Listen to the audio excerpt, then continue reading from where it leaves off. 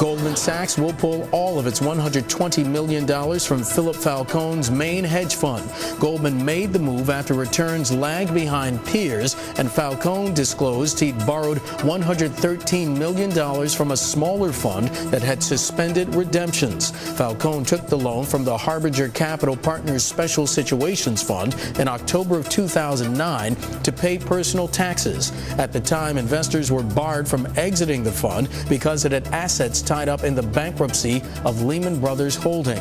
Kathy Burton has been following this story. She has a story on the Bloomberg terminal and on Bloomberg.com about this very issue, and she joins us once again on the phone with more details on this story. Kathy, what more can you add here?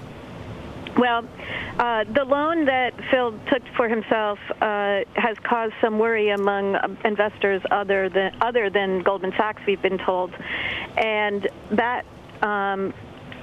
that loan was first disclosed in a magazine story that Bloomberg Markets wrote last month.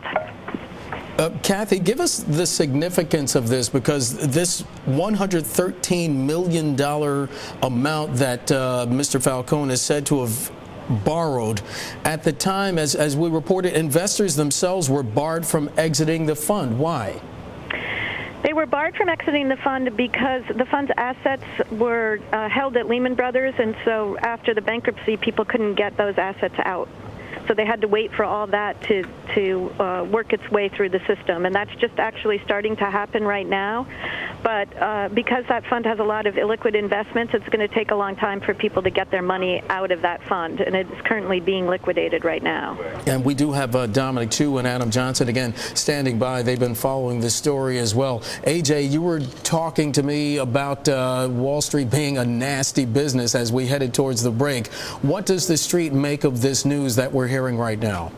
Well, of course, what really happens and what we're talking about it being a nasty business is that if you know that someone is in relatively illiquid stocks or even liquid stocks and needs to sell because, in this case, there are redemptions, you then start to short against those positions, driving them down further. And you know that the faster it goes down, the faster the security falls, the more the seller needs to sell, so it feeds upon itself, and that's what we're really talking about. It's one of the nastier sides of Wall Street, but unfortunately, that does happen every day. That is part of the game, Mark. And Dominic Chu, what type of risk factor does this mean for the rest of the street? Well, I mean, right now, what it basically says is that there's this idea that, you know, hedge funds, if you are operating in a certain parameter, if you will, some people may key on that as a reason to leave. And Goldman Sachs here possibly looking at this, you know, just the illiquidity of what's happening here. And in terms of just the overall returns, guys, it really is financial markets more than any other markets out there, basically, are all about bottom lines, right? And the bottom line is a lot of these funds are not making money. In fact, they're losing money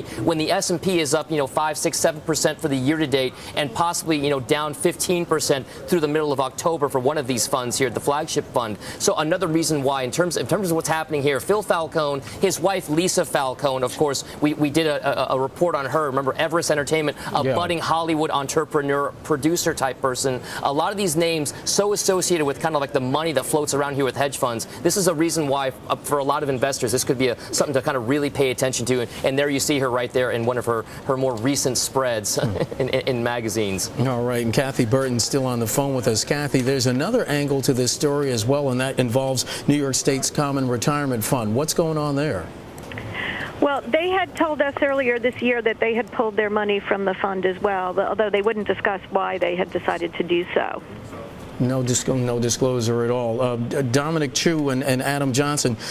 Dom, the ripple effects of this, are those to be felt immediately, or is that something that happens over time?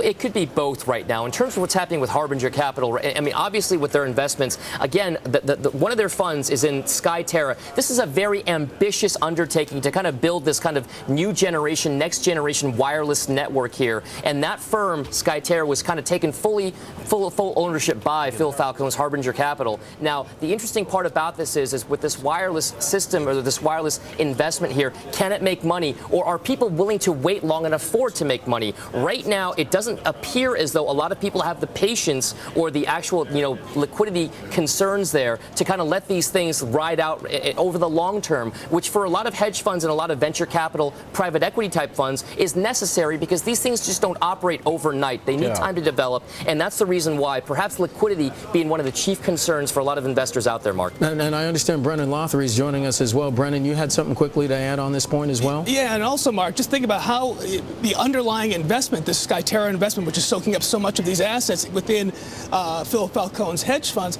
is it actually doing very well? If we look at one of their chief competitors, Skyterra's competitors, which is Clearwire, they're not doing very well at all right now. They're laying off laying off a lot of their employees. They're practically out of money, and the S&P just downgraded the company to CCC. So not only are people pulling money out, but the underlying investment, which we already know is down some 15%, may not be doing very well, which means, being a very illiquid investment, the people who are in this fund could do really, really badly. This could be very bad for Philip Falcone and all of his investors. All right. Brennan Lothery, Dominic Chu, Adam Johnson, and Kathy Burton all following this story. Thank you all so much.